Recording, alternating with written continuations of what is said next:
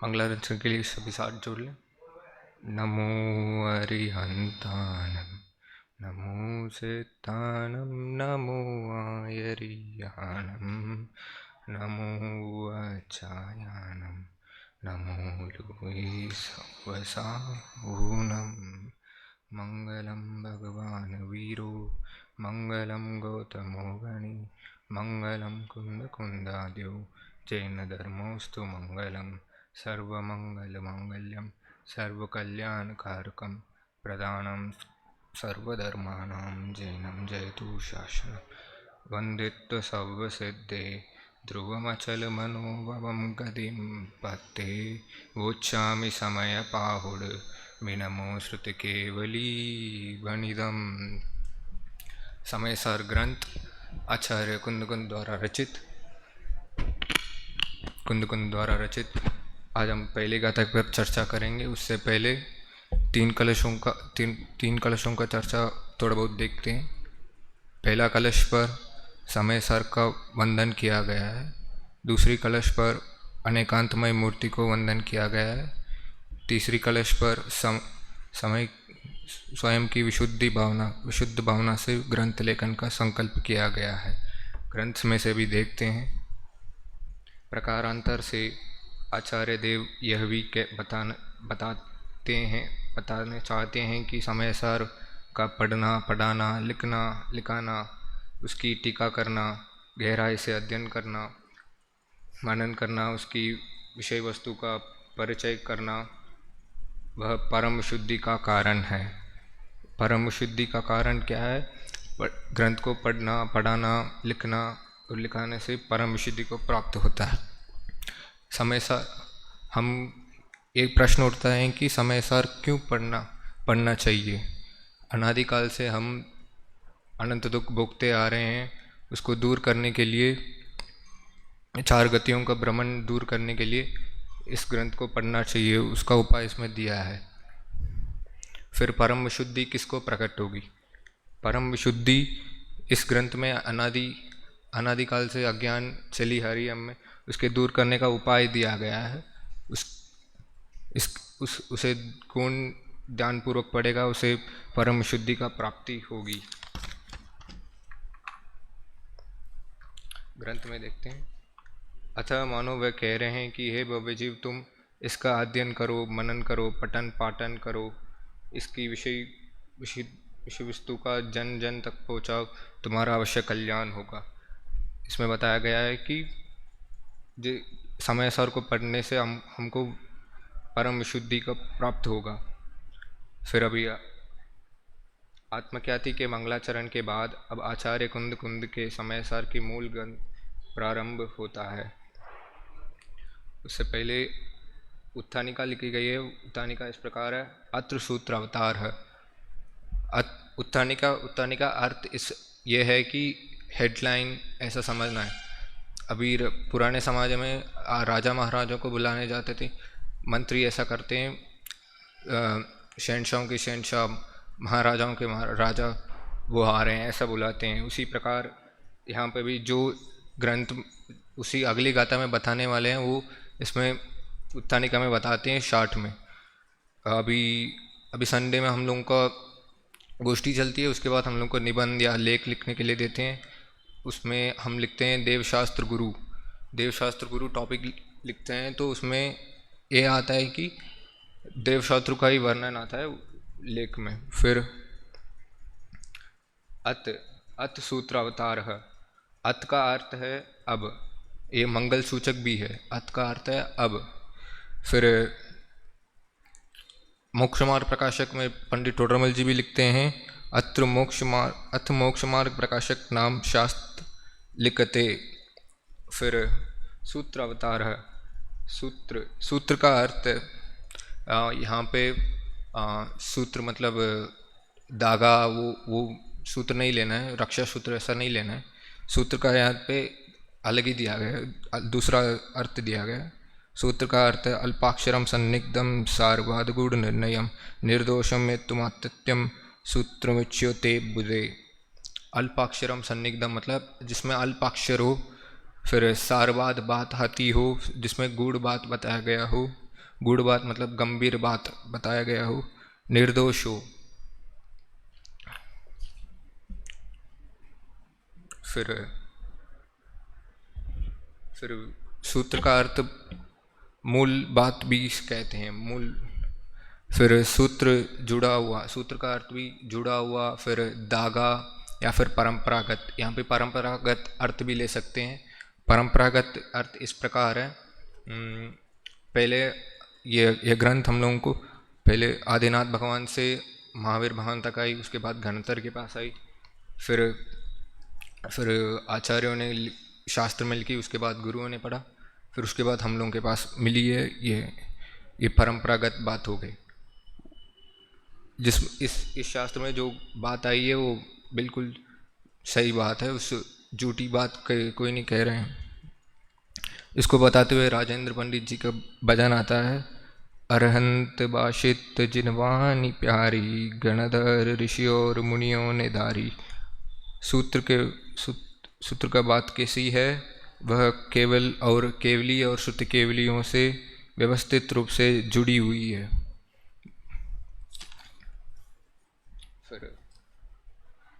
फिर अवतार शब्द, लोक में अवतार शब्द महिमावंत है।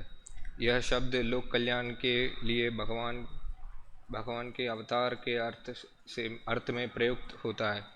यहाँ समय सार की मूल गाथाओं के लिए उक्त शब्दों का प्रयोग करके आचार्य अमृतचंद उन गाथाओं का लोक कल्याणकारी रूप से स्पष्ट करना चाहते हैं। लोक में हम समझते हैं अवतार शब्द, अन्य मतों में अवतार शब्द का अर्थ इस प्रकार है, भगवान अवतार लेते हैं। जैसे हमने सुना होगा, हम हिंदू मतों में भगवान अवतार लेते हैं, श्री कृष्ण अवतार लेते हैं, उसी प्रकार यहाँ पे नहीं लेना, यहाँ पे इस प्रकार से लेना है, लोक कल्याणकारी के रूप से लेना है। लोक कल्याणकारी का अर्थ इस प्रकार है, ये इस ग्रंथ को पढ़ने से हमको परम विशुद्धि प्रकट होगी और मोक्ष सुख को प्राप्त कर सकते हैं। फिर इसका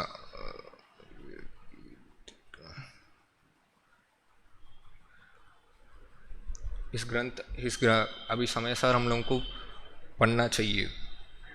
फिर अवतार शब्द यहाँ पे इसलिए दिया है कि आचार्य देव इतना प्रसन्न हुए हैं कि इस ग्रंथ बहुत दुर्लभता से मिली है, क्योंकि साहित्य में इस प्रकार कथन आता है कि 6 महीने तक हमारे शास्त्र जलाया गया है लगातार।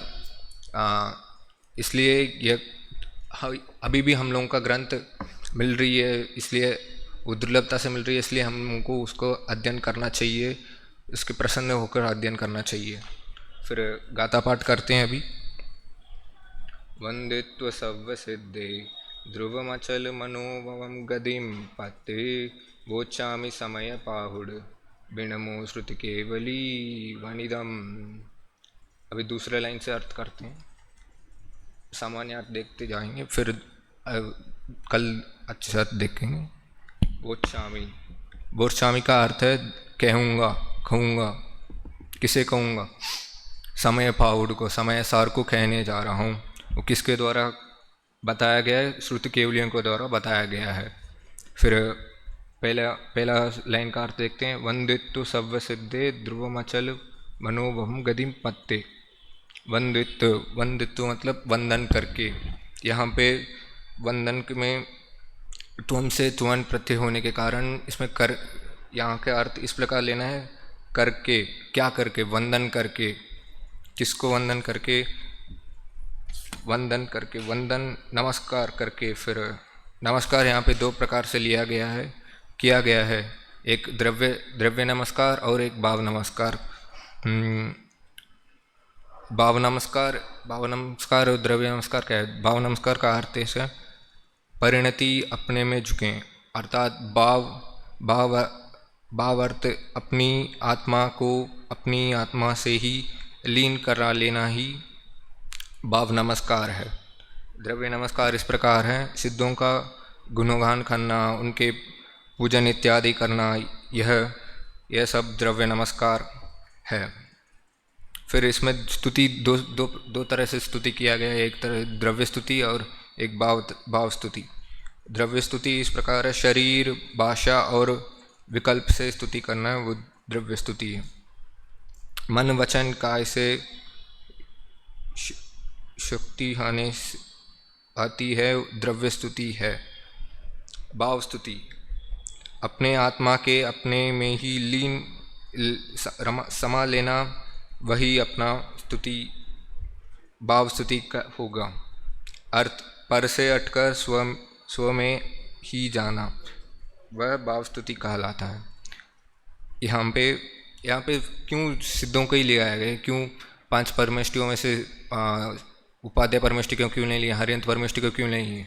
क्योंकि सिद्ध परमेष्टि हमारा परम इष्ट है, इसलिए परम इष्ट है। यदि हमें यहाँ 10 उनके दशा बनना है तो उनका अवलंब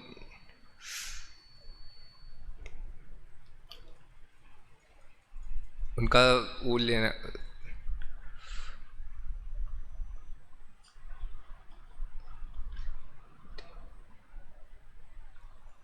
उनके जैसा बनना है तो उनका ही जानना पड़ेगा, उनके द्वारा उनको जानना पड़ेगा।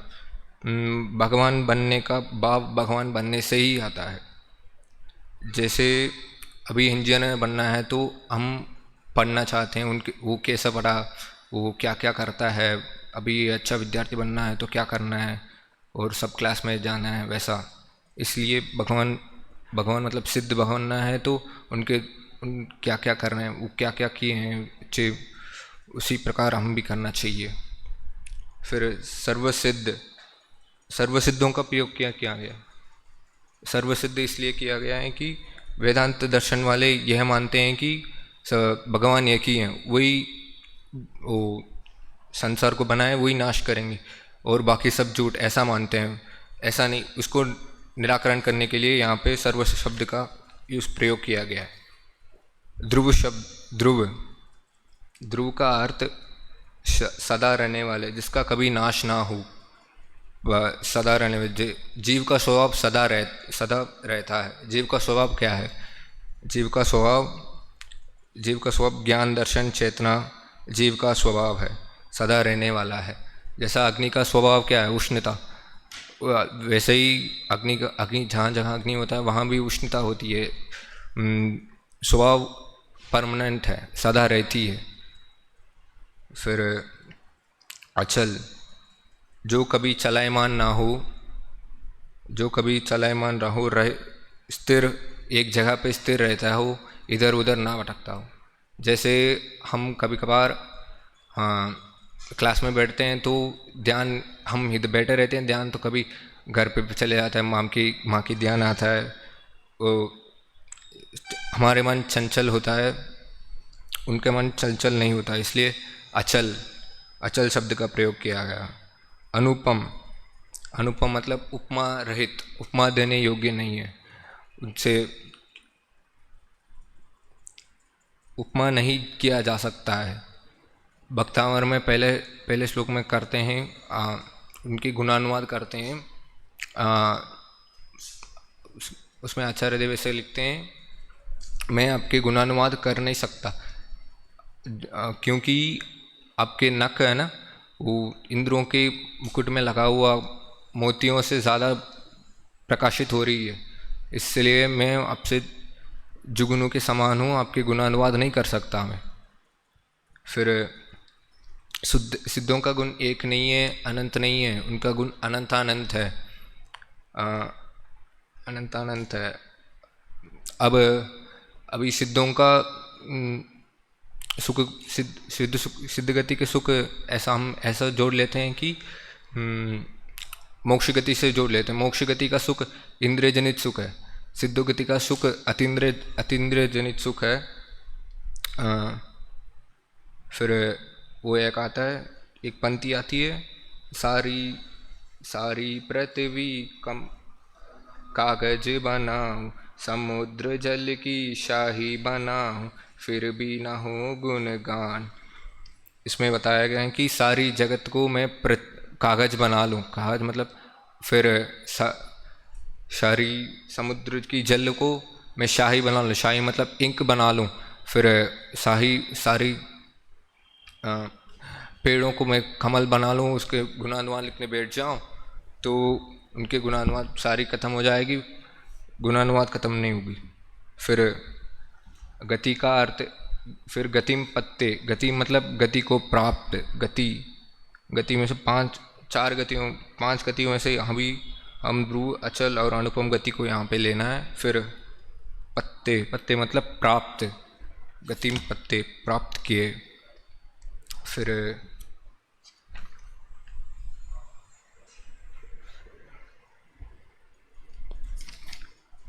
नीचे नीचे दादाजी द्वारा लिखित भावानुवाद पढ़ते हैं। ध्रुव अचल अनुपम सिद्ध की कर वंदना में स्वपरहित, यह स्व समय प्रावृत कह रहा श्रुत केवली द्वारा कथित। इसका अर्थ इधर नीचे भी दिए हैं। मैं ध्रुव अचल और अनुपम गति को प्राप्त हुए सभी सिद्धों को नमस्कार कर श्रुत केवली द्वारा कहे गए इस समय सार नामक प्रावृत को कहूँगा। इसमें सब अर्थ ऊपर से ही सेम है। फिर इसमें कहूँगा इसमें क्यों दिया गया है? कहूँगा मतलब जिसके द्वारा कहा गया उसको जिसके द्वारा कथित किया गया हो उसे कहते हैं। फिर लिखा गया तो उसको पढ़ते हैं। अब किसी बात की सुनने से ज़्यादा समझ में आता है पढ़ने से ज़्यादा। एग्जाम्पल, अभी स्कूल में जाते हैं तो अभी एडमिशन कर लेते हैं, बुक्स वगैरह ले आते हैं तो हमें समझ में आएगा क्या?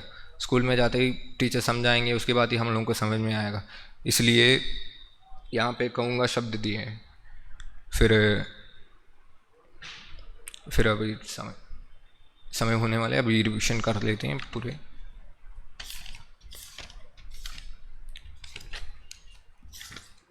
पहले हम लोगों ने आचार्य अमृतचंद द्वारा लिखित कलशों का थोड़ा बहुत अर्थ देख लें। पहला कलश में समय सर का वंदन किया गया है। फिर दूसरा कलश में अनेकांतमय मूर्ति को वंदन किया गया है। तीसरा कलश में स्वयं की विशुद्ध भावना से ग्रंथ लेखन का संकल्प किया गया है। फिर उत्तानिका पढ़ रहे थे। उत्तानिका का अर्थ है हेडिंग, हेडलाइन, ऐसा भी समझ सकते हैं। फिर उत्तानिका में ये आया थी अब सूत्र अवतार है, सूत्र का अभी अवतार हो रहा है। फिर आते हैं सूत्र के गाथा के अर्थ। पहला बंदित्व सर्वसिद्धे ध्रुव मचल मनोभवम गतिम पत्ते बोचामी समय पावड़ मिनमो श्रुत केवली बनिदम। वंदित्व मतलब वंदन करके, इसको सर्वसिद्धों को वंदन करके, जैसे ध्रुव और अचल गति को प्राप्त सर्वसिद्धों को वंदन करता हूँ।